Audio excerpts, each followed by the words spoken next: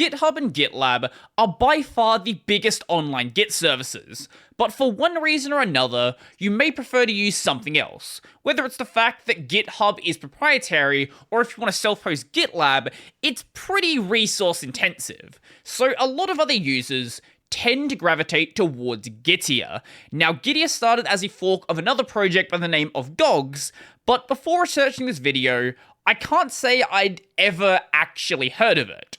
And until very recently, Gitea is being considered a community-run and community-owned project, but as of October 25th, that began to change when Lunny and Technologic, the current owners of the project, created Gitea Limited, a for-profit entity. Our most important goal is ensuring the long-term success of the project. We'd like to announce that we have formed a company, Gitea Limited, to ensure the goals are met. Some companies are unable to contribute back to open source via sponsorship or code contribution. Many more cannot contract individuals due to internal policies.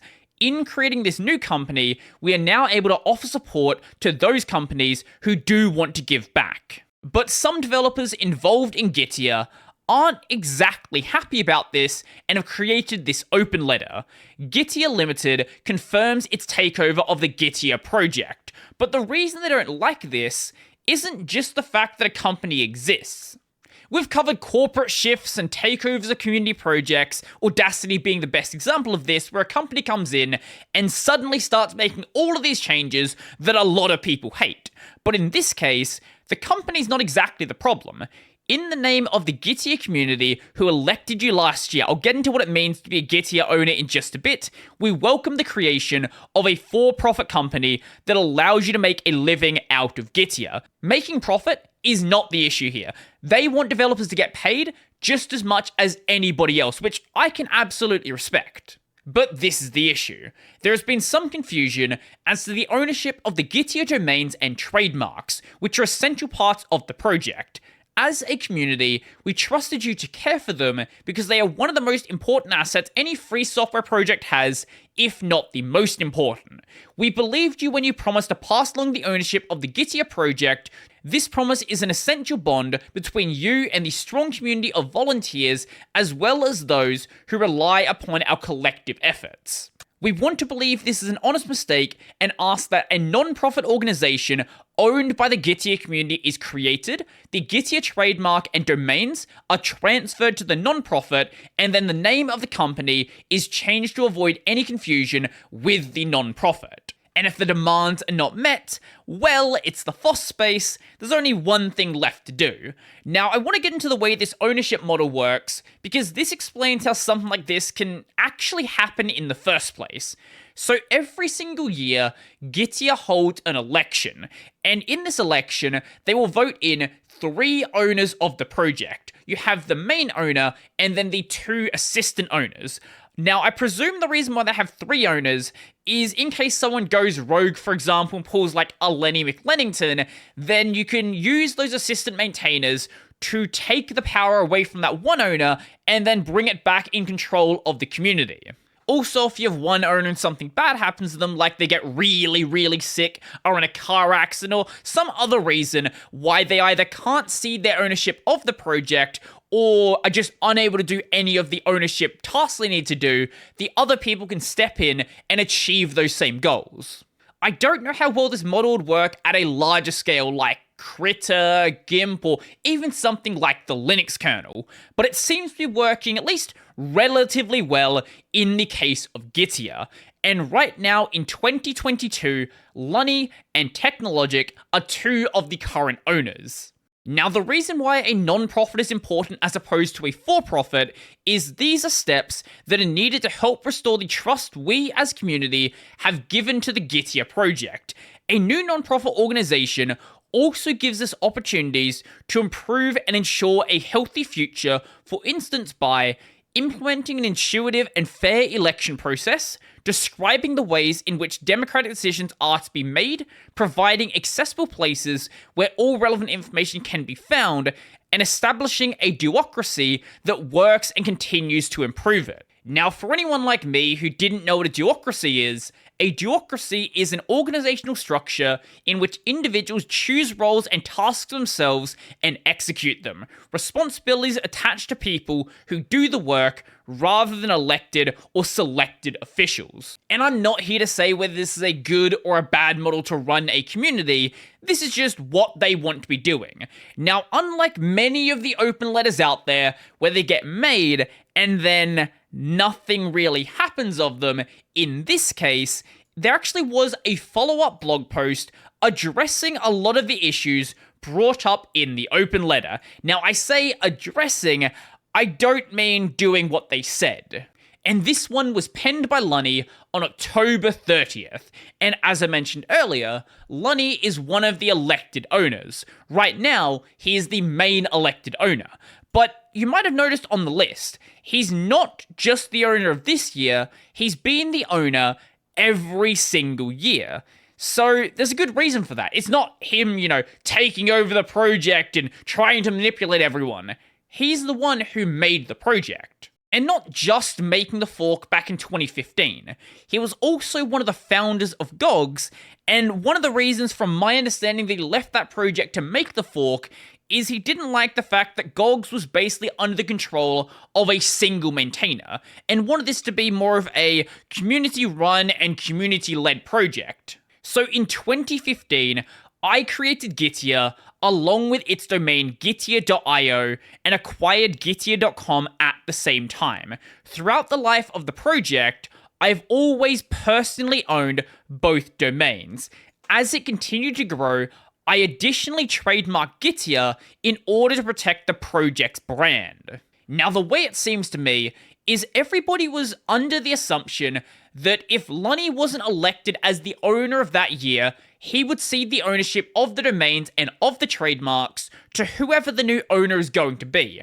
But as he has been the owner the entire time, this has never actually been tested, so now that he wants to go and do something further with that stuff, everybody is like, wait, you can't do that, this is supposed to be a community-run project. But I don't know if he'd ever actually planned to cede the ownership of those things if he was ever voted out of that position. Over the years, Gitea has matured into a robust community with over 1,000 contributors globally. However, as with most open source projects, our maintainers have been mainly unpaid volunteers who've spent countless hours of their personal time to manage and grow Gitea. And I think everybody is in agreement that they'd like more people in the FOSS space to be paid. But nobody is in agreement over how this should actually be done and making it sustainable. So to support the sustainability of the project, we began creating a more formalized operating model so that Gitea could earn funding through public donations, that being things like the Open Collective, selling merchandise, and receiving paid commercial contributions. We also ensured that those funds were then evenly distributed to cover basic overhead costs, while also reinvesting back into our maintainers so they could receive minor compensation for their time and effort. While this model has covered the bare bones cost for operating, it is not enough to adequately and fairly compensate our maintainers for their time. As well, many commercial entities have been unable to work with individual Gitea maintainers as they often award contracts to organizations instead. What he's saying in that last bit is, let's say a company wants a feature added into Gitea, and they're willing to pay whatever it costs to add that feature. Previously, there was no legal Gitea entity that could accept that contract, that could be contracted to do that work. So if they wanted that to be done, they would need to go and contract individual maintainers, and would need to do a lot more work than most companies are willing to do. Plus, in some cases, as we mentioned earlier, some companies may not like contracting individuals. But he's not trying to cut out the community with this takeover. To keep a transparent governing structure for Gitea, the owners group will continue to vote on decisions about the distribution of funds and the direction of the project. We are working with our current maintainers to ensure the governance will best support Gitea.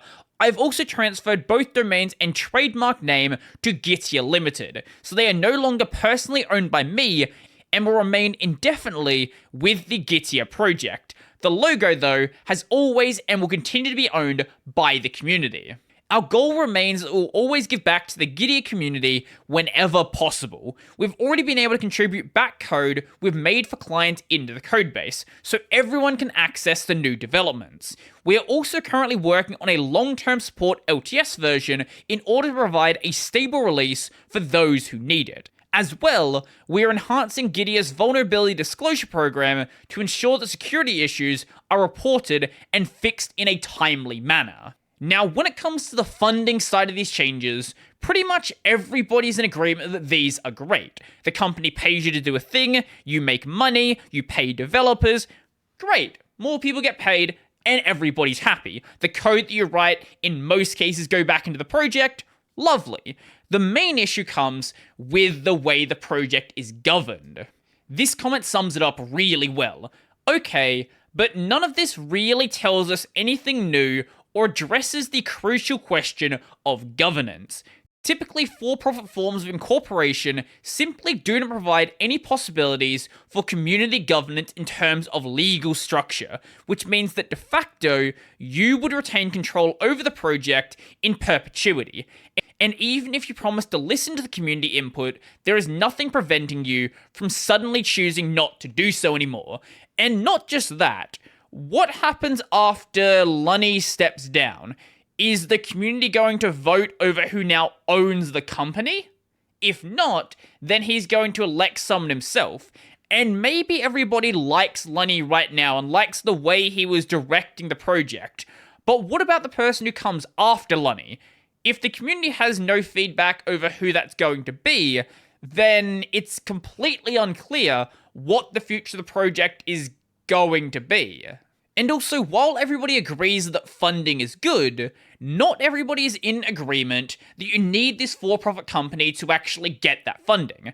So this is a blog post by Daiquiri, the person who actually made the open letter, and they say this: the sustainability of free software projects in general is a difficult problem, and I spend a considerable amount of time trying to find solutions, business models that are in line with my values. I've known for the longest time in 2001 with SourceForge and Savannah that software forges are one of the few free software projects that have no sustainability issues. They can be fully free software and pay large teams of full-time developers to make a great product.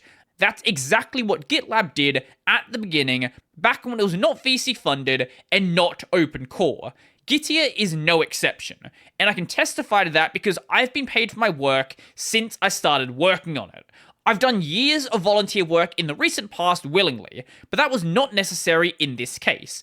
I do not know or heard of any developer who failed to be paid for their work on Gitea should they have wanted to.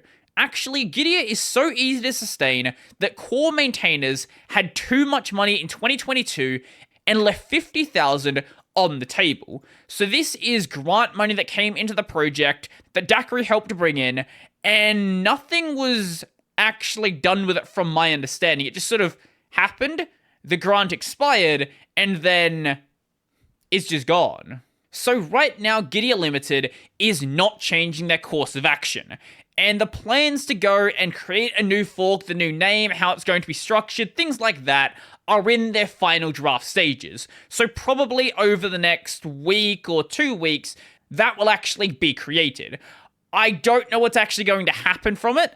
I don't know how many of the developers are going to leave the Gitea project and how many just simply don't care, but we'll have to wait and see what goes on with that. From my perspective, there is two completely legitimate sides here. You have Lunny, who's always been the real owner of the project, and wants to better fund developers and better fund the project, and presumably just get more people using it. Whereas with the community, they want to keep everything community-driven, but they're not afraid of corporate money. They just disagree that this is the way that you go about to actually get it. They're more worried about the future leadership of the project and the project going down a bad path. But let me know, where do you stand on this? Do you think the community is in the right? Do you think that Lunny and Technologic are in the right? I would love to know. So if you like this video, remember to go and like the video, and if you really like the video and you want to become one of these amazing people over here, go check out my Patreon, subscribe to my Repair Pay, linked in the description down below. I've got a podcast called Takeover. I've got a gaming channel called Brodie Robertson Plays. That's going to be it for me, and I'm out.